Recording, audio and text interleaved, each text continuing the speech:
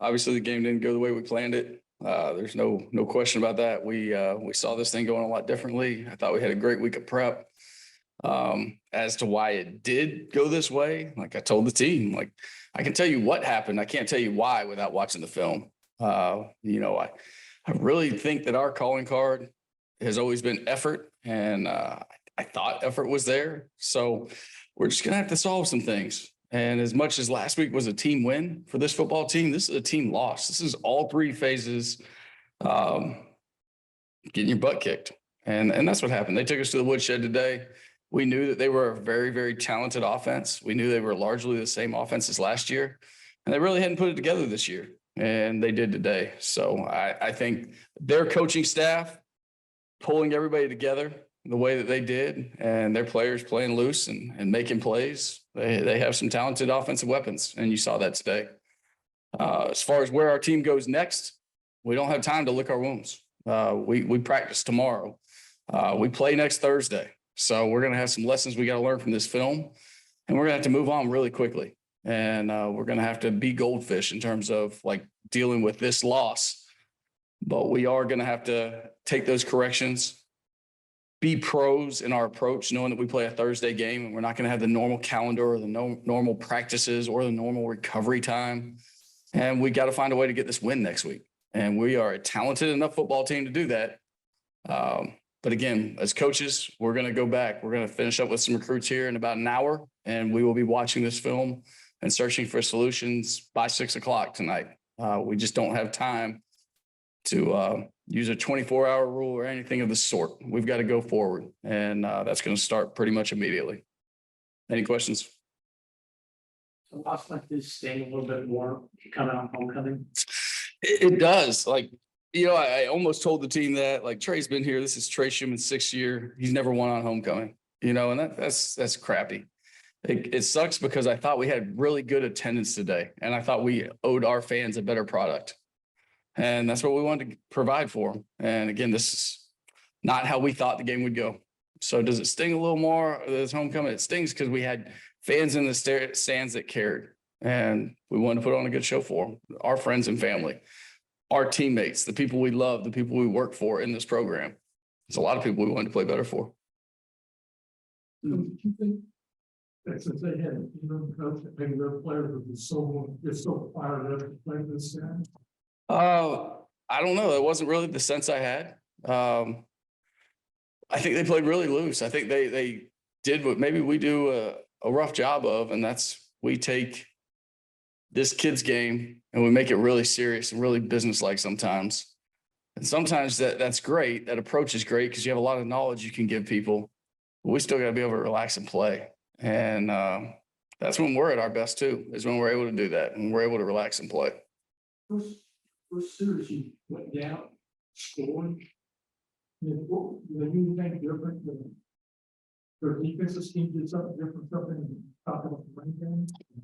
No, I mean, we stopped the running game, right? We thought our best chance to win when we got down by more than 3 scores there in the third quarter was to throw our way back into it just because the clock was getting away from us. And so the running game was not exceptional in the first half, but it was efficient and it was doing some good things. But yeah, I thought the game kind of took a turn that took us away from that. On that running game, talked last week about the big game Schuman had and how he contributed. Only 5 carries, didn't get a lot of playing time. What kind of went into that decision? Yeah, it wasn't one of intention. Again, like as we got into more 2-minute mode, if you will, like that was the situation where it wasn't 2-minute tempo, wasn't 2-minute play calling, but it was a mindset of we're going to be throwing the ball more than we're running it. And although we do trust Juma as a pass protector, when you're doing some things where receivers are out, Dean gives you a good chance there. Cameron Montgomery gives you a great chance.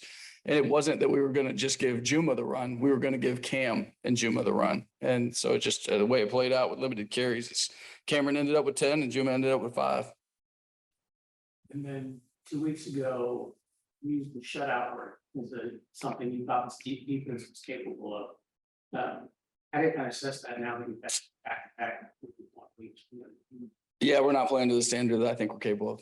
I don't, again, until I watched this one, when I watched last week, like You know, they threw and caught the ball very well. They threw and caught the ball very well today. But we always talk about how rushing coverage worked together. In the first quarter today, we had 3 sacks and we were all over the quarterback, and we just gave up some big third down conversions. But for those, you know, I don't know how many points would have ended up on the board if we hadn't given up those big third down conversions. So then you're playing with a lot of juice, you're playing with a lot of confidence, and maybe those balls don't get down the field the way they did. But I know Chris Reynolds is a gutsy, gritty quarterback. That's what I've always thought. You know, I think somebody asked me during the week about the similarities between him and TJ, and they're both fighters, they're both talented kids, and they battle. And that kid came out and battled today. And so my hat's off to Chris Reynolds. I thought he played a whale of a game when he was under duress, when he was remaining a passer, scrambling away, and some of the throws he made down the field. Really good job by him.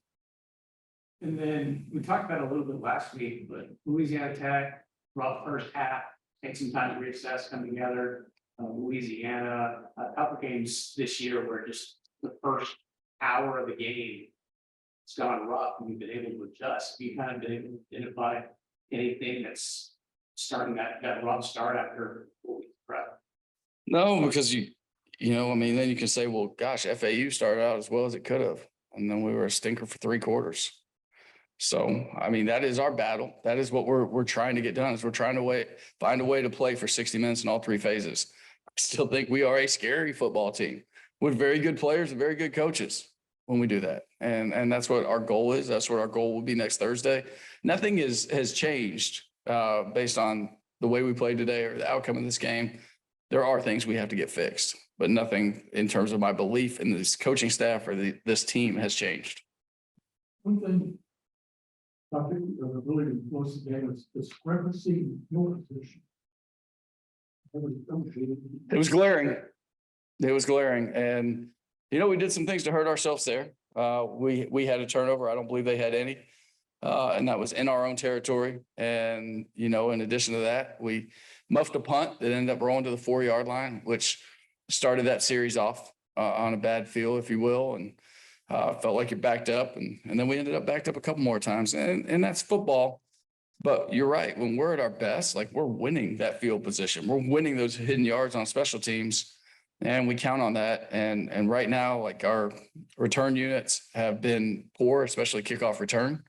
And today I didn't feel like our coverage units were up to our standard. I thought they had time to catch the ball and make a few moves. So there's, again, program wide right now, there's a lot of work to do between now and Thursday. I know you don't like getting too far ahead, but undefeated at home, 4-3 coming to this game. You got 2 home games with a chance to lock up the bowl before you get to too far in the calendar. How tough is it to have that opportunity taken? Yeah, I mean, looking back now, I mean, we wanted to win this game. There's no doubt about that. Everything that I charged these guys with today was just being where your feet are. Like, don't look to January. Don't look to next week. Don't look to tomorrow. Like, play the play we're on. And that's how I thought we would have a chance to win this game. And then that would let the macro big stuff happen, if you will. I'm incredibly disappointed that this game went the way it did today. I didn't think it would. But again, like, we earned this loss every bit as much as Charlotte earned this win. Short turnaround. I'll play on Thursday. Like you said, no time to lick your wounds. Is this a good thing, or you need to be back out there tomorrow, or you need some extra time to figure it out? You know, it's not going to be good for anybody in terms of like your mindset. Like, it's so much better to attack this mission when you win.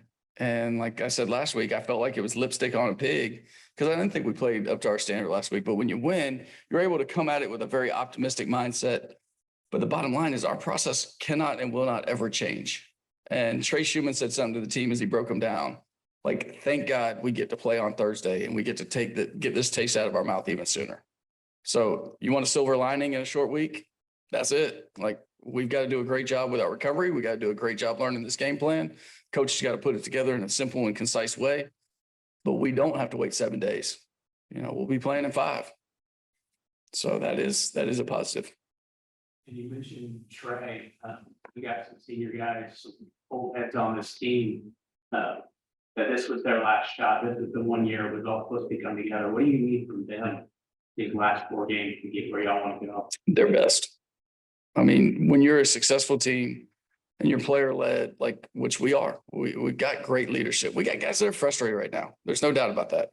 But we got great leadership. And your seniors always need to play their best football down the stretch of their senior year for you to reach your potential as a team. It's a junior and senior sport. These are guys that have a lot of experience and they have a lot of ability to affect the game and affect everything, affect the locker room. And I have all the faith in the world that Trey's going to do everything he can to get us a dub next Thursday. And that helps me. That's going to help me sleep whenever I get time to this week. Anything else? Thanks, Coach. All right. Thank you all. Thanks for coming out, guys.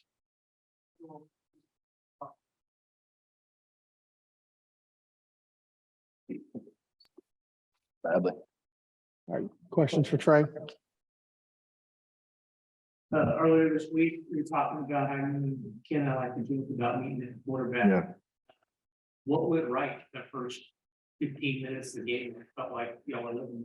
I mean, we went out and we played our brand of defense, and I think you see the rest of the game. I think you saw that first quarter. I wouldn't even say our brand of defense, because even when we were getting those big sacks we weren't getting the stops. We weren't getting off the field. I mean, we get off the field, the first series, and then not for a while. So, I mean, it was one of those things where we felt good about what we had built up from this week of prep, and we went out there and attacked it, and we just didn't do our job at the end of the day. Like, it's got to be frustrating. Is there a point where the 4th or the 5th or the 6th consecutive touchdown when things just kind of felt like they were snowballing? Yeah, I mean, this game's a momentum game, as well as anyone knows. And it's like Coach Bloom says, like, maybe if we don't give some of those third downs up and we get off the field, momentum shifts. But I mean, especially with a great quarterback like Reynolds, when you let that guy get rolling, I mean, he can put up points. You see it in some of his games he's had this season. So when we weren't able to affect him and we're letting their run game get rolling, that makes the game a lot harder for a defense. You guys, you're a good team, just show it. Right. You come up that really good lead last week. Mhm. Play like this today and things don't go your way. We've got to talk about how disappointed it is to follow up really good. Yeah, I mean, we talk about the beginning of the season, you're promised 12 games. So when you go out there, you want to take advantage of every game. And we felt like this was one that we had a great job, an opportunity in a week of preparation that we could go take advantage. And I mean, the simple fact is, when we got out there on that field, we just didn't put together a winning game in any three of the phases. So, I mean, it's as disappointing as they come, especially like Bloom said, doing that in front of as many friends and family as we're here today. You don't ever want to put any of that stuff on film, especially not in front of the ones you love. So you're good that you only have 5 days. I mean, you always want more time, right? You want to be able to build up a plan and get your body back right, because a 60-minute football game takes a lot out on the body. But I mean, the one silver lining we can find at the end of the day is, come Thursday, we have an opportunity. It's not guaranteed. None of these opportunities are guaranteed, but we have an opportunity to get this taste out of our mouth. And I'll make sure that I do everything to get my guys right, so we're ready for the opportunity. The rest of the schedule, I mean, every game is a win. Oh, absolutely. I mean, I think that's what I love about Conference USA. I mean, you come in and, every analyst in the world would have said, oh, Rice easy win. No, that's Charlotte. My thing this week was Charlotte is probably the best 1-7 football team I've seen in my career. I mean, those guys have absolute athletes on both sides of the ball, and they play hard, and they showed that today. And so that's what I love about the conference we're in, is it really depends on who shows up that day and who plays better that day. I think if you take a lot of these teams and you play them 10 times, you might split 6-4, 5-5, but it depends on who shows up that specific day. So you played Charlotte before. Right. You can't watch everybody, the whole, as the season progresses, and you just have one week to start looking at Charlotte. When you look at everything, you sit there and like, it's the best 1-7. Right. You look at them, really shocked. They're like, these guys only won.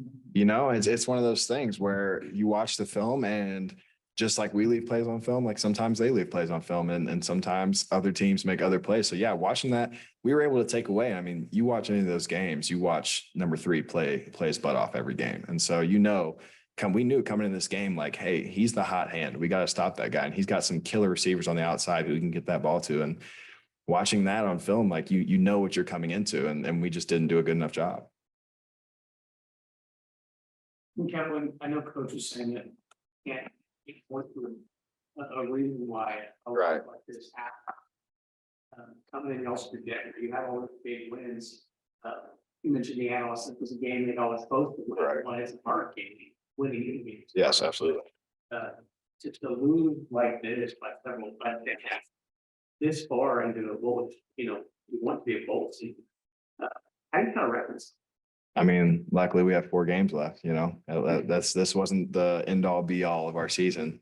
And I think what's great is we've got really resilient guys and we've built a team culture and a player led culture that when we come in meetings tomorrow, no matter how bad you don't want to be here necessarily because you're hurting or whatever, like guys are going to come in and we're going to have positivity. We're going to put this one to bed and we're going to go focus on UTEP because at the end of the day, it's one game at a time and we're still a 500 football team. So we can still make a lot of things happen. I think my biggest thing focusing on this week is, I mean, most of our wins, at some point we've had to come back from behind. I think we're finally going to go out there and we're going to get one where we get up on early and we don't stop.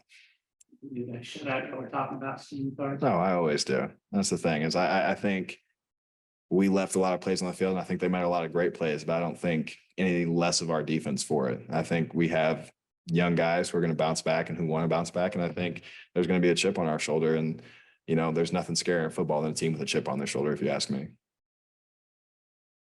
Yeah. Anything else, Trey? Yeah. Thank you, guys.